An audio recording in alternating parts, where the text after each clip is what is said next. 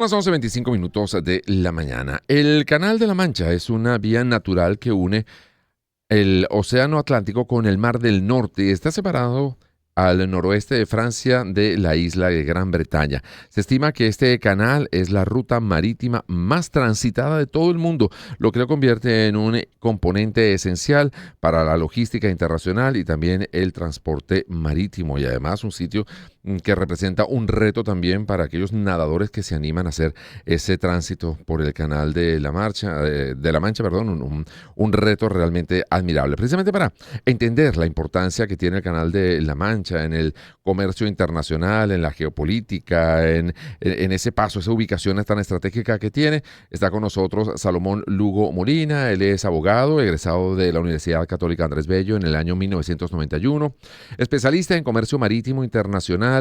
Es también locutor, comunicador social, autor de Memoria Paraguanera, que se emite a través de la 93.7 FM Mundial. Salomón, gracias por acompañarnos y por darnos luces acerca de la importancia que tiene este importante camino fluvial y un camino marítimo entre Europa y la Gran Bretaña. En primer, una interrogante que yo tengo de hace mucho tiempo: ¿por qué se llama el Canal de la Mancha? ¿Qué nombre tan particular para ese canal? Buenos días, Salomón, gracias por atendernos.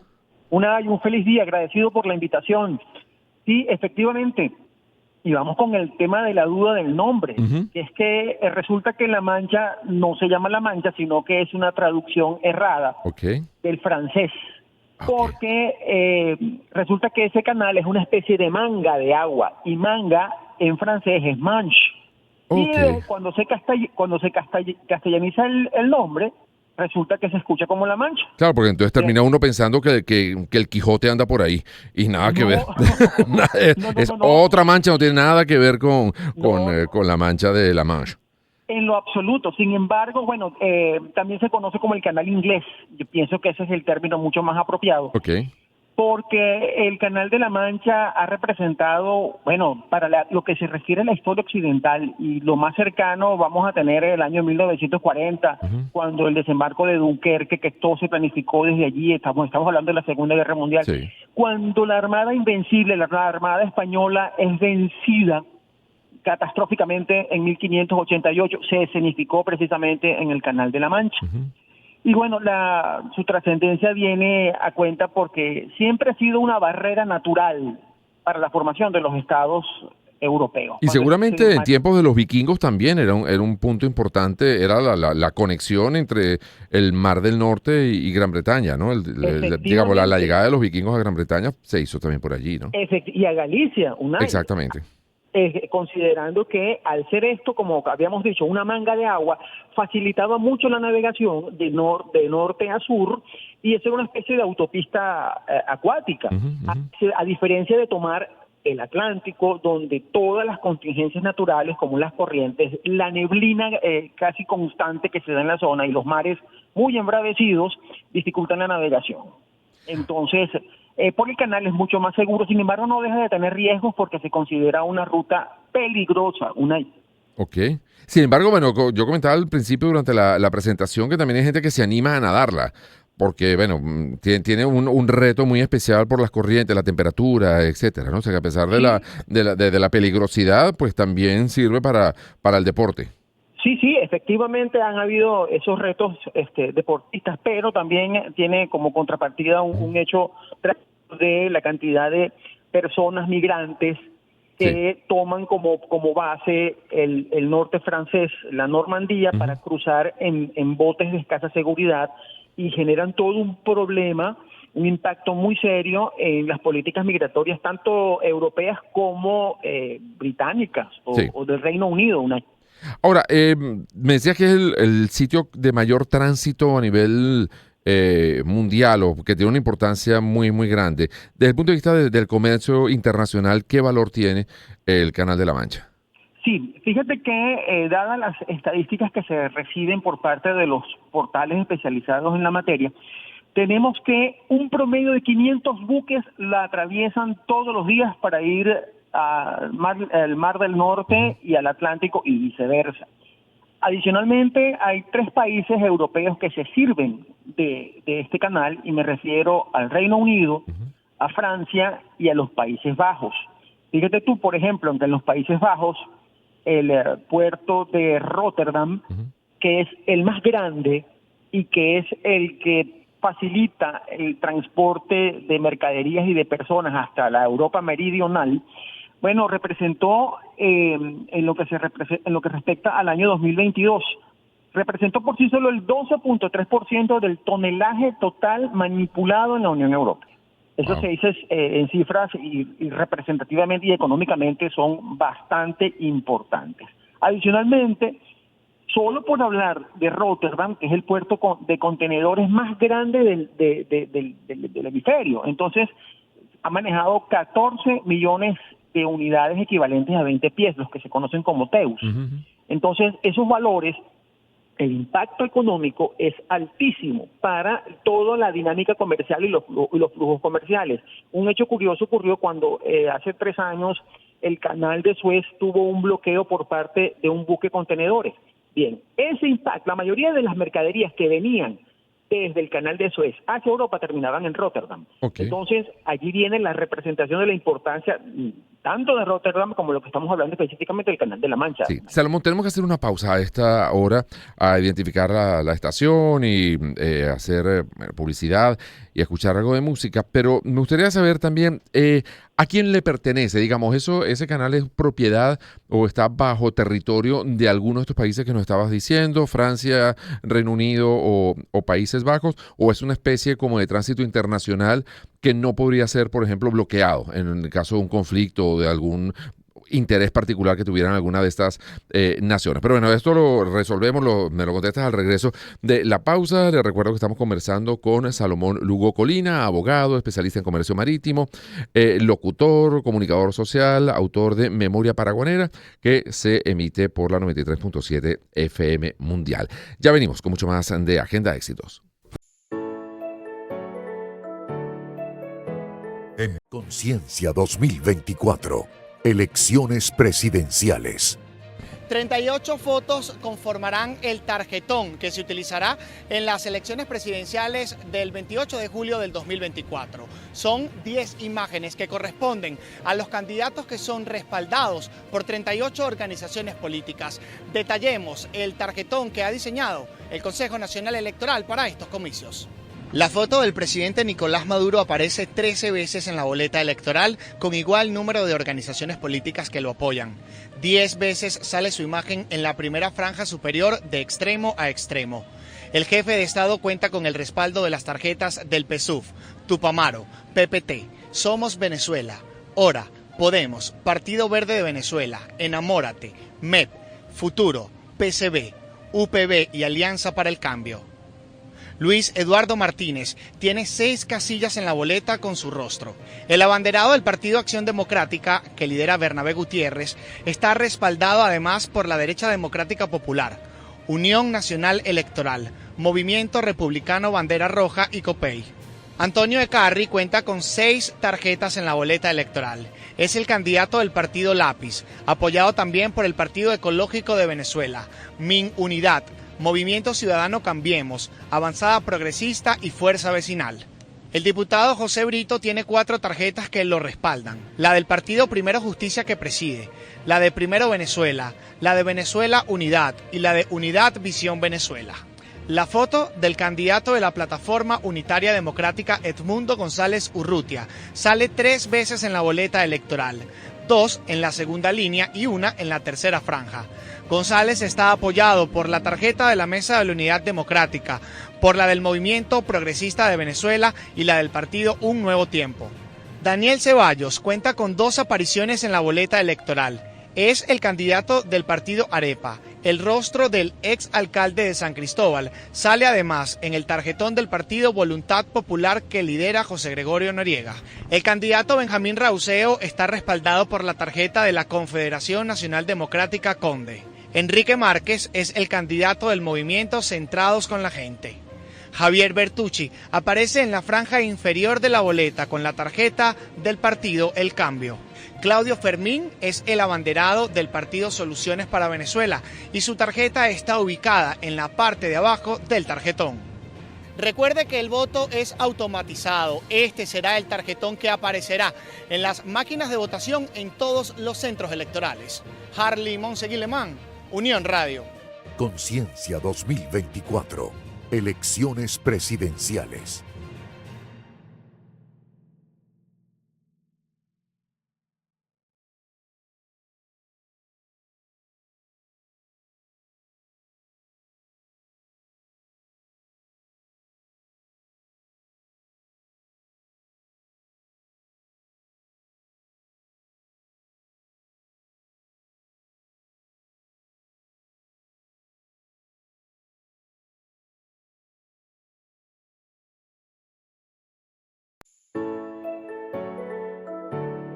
¿Cuándo disminuye realmente la fertilidad en las mujeres? Un nuevo estudio desmonta la teoría de los 35 años y su punto de inflexión. Durante décadas, esta edad ha sido vista como un momento decisivo para la fertilidad femenina. Antes de los 35 años, suele decirse que la mayoría de las mujeres tendrán pocos problemas para concebir, pero en ese momento la fertilidad cae por un precipicio. Esta teoría no es cierta. De hecho, en cuanto a probabilidades, un estudio realizado en 2.820 mujeres danesas que tenían relaciones sexuales al menos 2 veces por semana, 84% de las de 25 a 29 años, 88% de 30 a 34, 73% de aquellas entre 35 y 40 años lograban concebir dentro de 12 ciclos menstruales. La edad no determina lo limitante y el hecho de ser más joven no garantiza que la gestación culmine de forma exitosa. Las parejas con una edad promedio entre 20 y 24 años, por ejemplo, tienen el mismo riesgo de mortalidad infantil que aquellas de 40 a 44 años. Y a las mujeres, ustedes no son las únicas responsables de este ciclo. También existe un mayor riesgo de aborto espontáneo si el padre tiene más de 40 años. Ni en short ni franelilla. El Consejo Municipal de Caracas discute ordenanza que regula los motorizados. ¿Qué se sabe al respecto?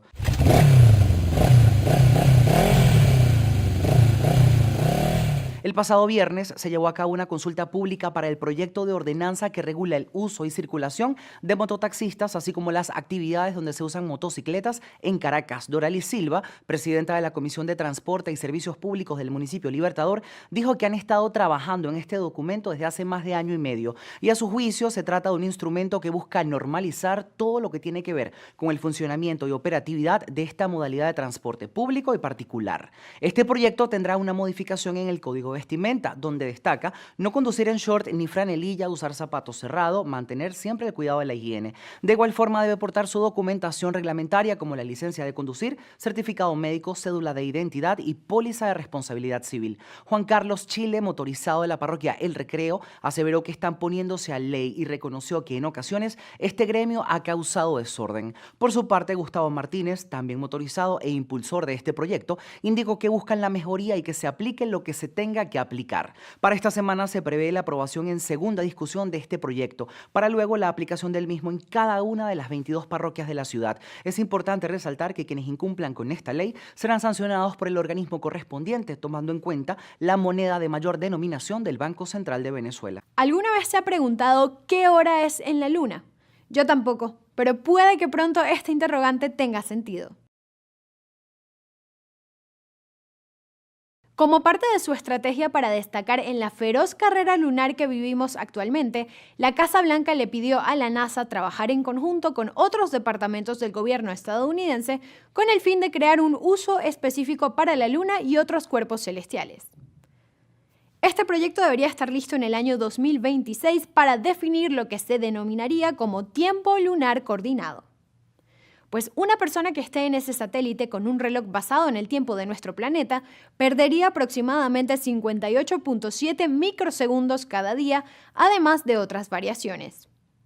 Esta propuesta, de acuerdo con los especialistas, busca garantizar que la transferencia de información entre naves sea segura, así como que la comunicación entre la Tierra, satélites lunares, bases y astronautas esté sincronizada. ¿Alguna vez se ha preguntado qué hora es en la Luna? Yo tampoco, pero puede que pronto este interrogante tenga sentido. Como parte de su estrategia para destacar en la feroz carrera lunar que vivimos actualmente, la Casa Blanca le pidió a la NASA trabajar en conjunto con otros departamentos del gobierno estadounidense con el fin de crear un uso específico para la Luna y otros cuerpos celestiales. Este proyecto debería estar listo en el año 2026 para definir lo que se denominaría como tiempo lunar coordinado. Pues una persona que esté en ese satélite con un reloj basado en el tiempo de nuestro planeta perdería aproximadamente 58.7 microsegundos cada día, además de otras variaciones. Esta propuesta, de acuerdo con los especialistas, busca garantizar que la transferencia de información entre naves sea segura, así como que la comunicación entre la Tierra, satélites lunares, bases y astronautas esté sincronizada. La depresión es una enfermedad que está en aumento en el mundo y ahora un nuevo estudio sugiere que la Agenda Éxitos. Puntos de vista para conocer y entender al mundo. Con Albany Lozada y Unai Amenábar. Circuito Éxitos.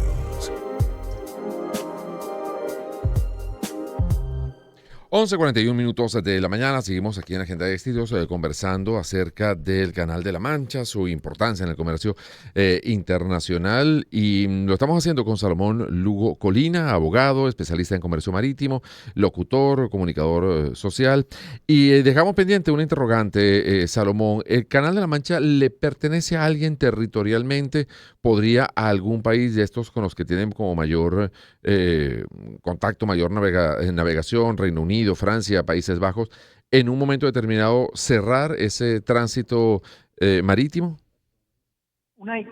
Para atender a tu pregunta, Sí. desde el año 1982 y gracias a la Convención de las Naciones Unidas sobre el Derecho del Mar, toda esa cantidad de apetencias o de salidas repentinas, de usos de fuerza para ejercer soberanía sobre espacios acuáticos se redujo a su mínima expresión. Okay. Más aún cuando consideramos que lo que es el Reino Unido, Francia, los Países Bajos, que son los estados ribereños en el Canal de la Mancha, formaron parte, digo formaron porque el Reino Unido se salió hace un tiempo de la Unión Europea, formaron parte de esta figura de la Unión Europea, y se generó todo un sistema de pacificación, no sé si me estoy explicando, de apaciguamiento y de convivencia entre los estados para facilitar todo este libre tránsito de mercaderías y de personas.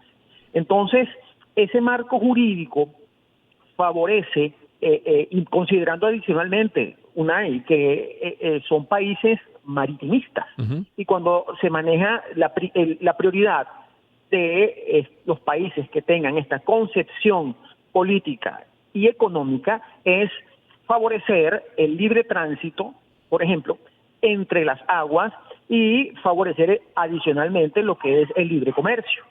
Entonces, esas circunstancias de golpes de fuerza o de quizá temerarias también para la navegación y para el comercio internacional, eso se entiende que esto está superado. Okay.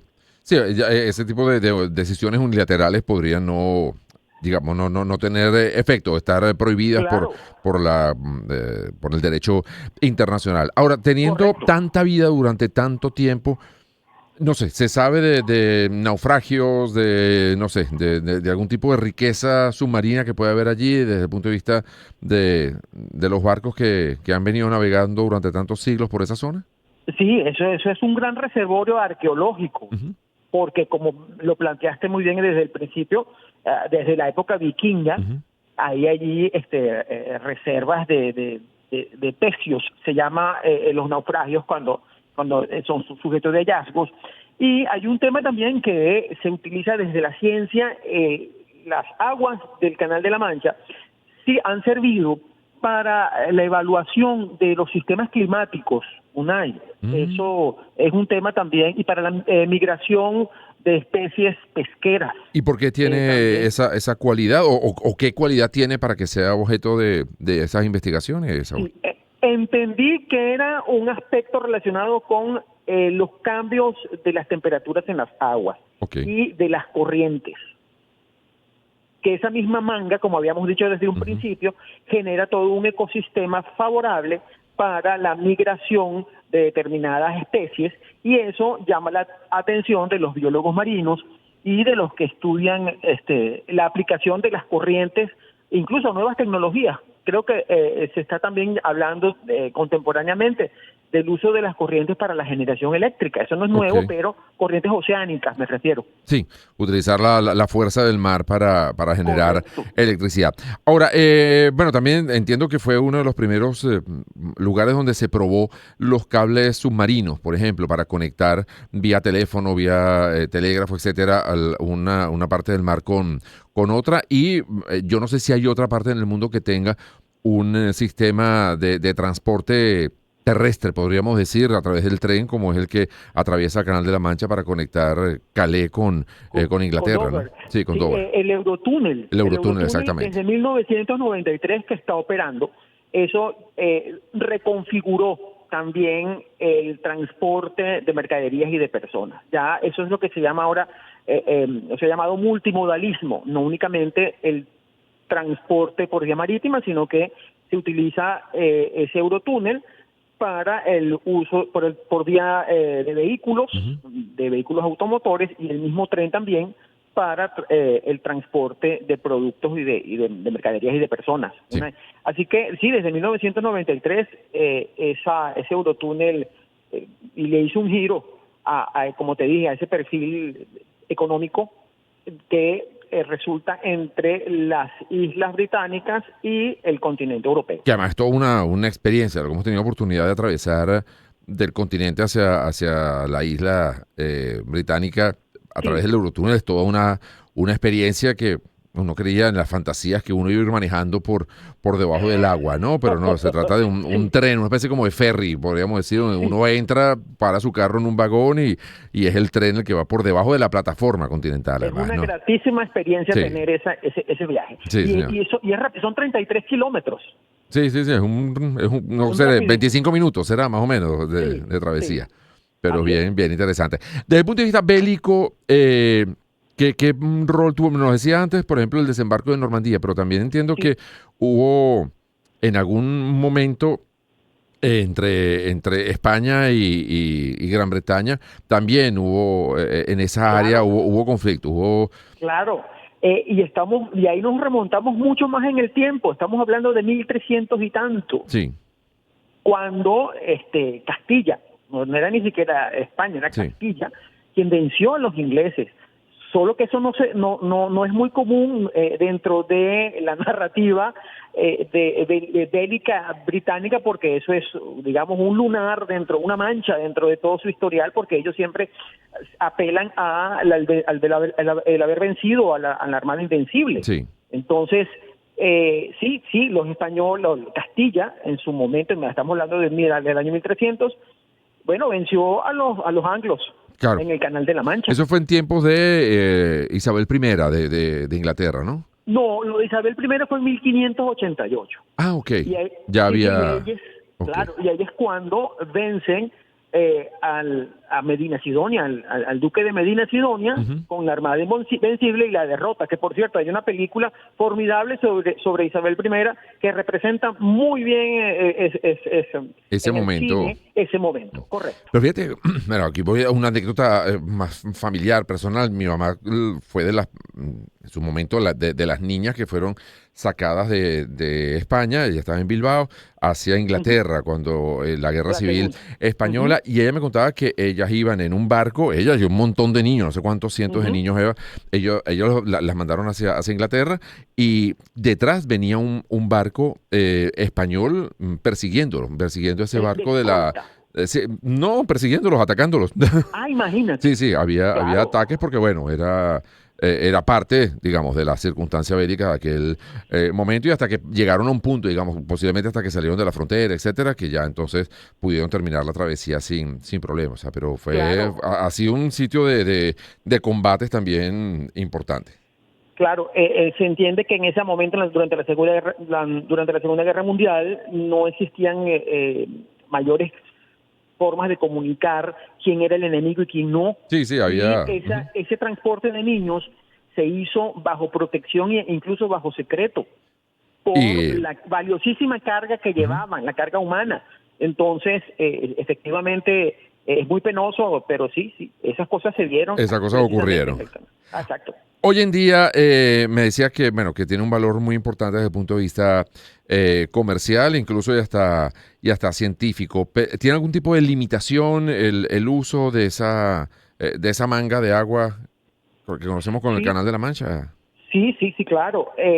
Por ejemplo, el transporte de mercaderías peligrosas, eso está sumamente regulado. Las emisiones de CO2, también, ese espacio, la Organización Marítima Internacional regula que lo que son el mar Mediterráneo, el mar del Norte y el Canal de la Mancha, todas las emisiones de CO2 que salgan de los buques deben ser controladas. Ok, todo lo que llaman la traza de carbono, ese tipo de cosas. Sí, señor, bajo penalidad económica tienen que entonces tener modificaciones dentro de los modelos de consumo del combustible. Claro, porque además eso es una fuente de riqueza de fauna muy importante, todo lo que es la costa del Cantábrico, por ejemplo, y eso pues, tiene una incidencia muy directa con lo que ocurre en el Canal de la Mancha, ¿no? Correcto, y que es un ecosistema así de valioso, es igual de frágil. Claro. Entonces, de ahí vienen esas políticas de preservar ese espacio. Perfecto. Bueno, ¿algún dato adicional que se nos queda ahí en el tintero, Saúl? Es Salomón, ya te estoy cambiando el nombre. Salomón. Mira, que actualmente hay un espacio bien interesante en el Canal de la Mancha y el tránsito internacional, que son los desembarcos SPS, los llamados ship to ship, por parte de la flota rusa, a raíz del impacto de la guerra de Ucrania. Entonces, toda la comunidad europea, la Organización Marítima Internacional, está muy encima controlando ese tipo de comercializaciones.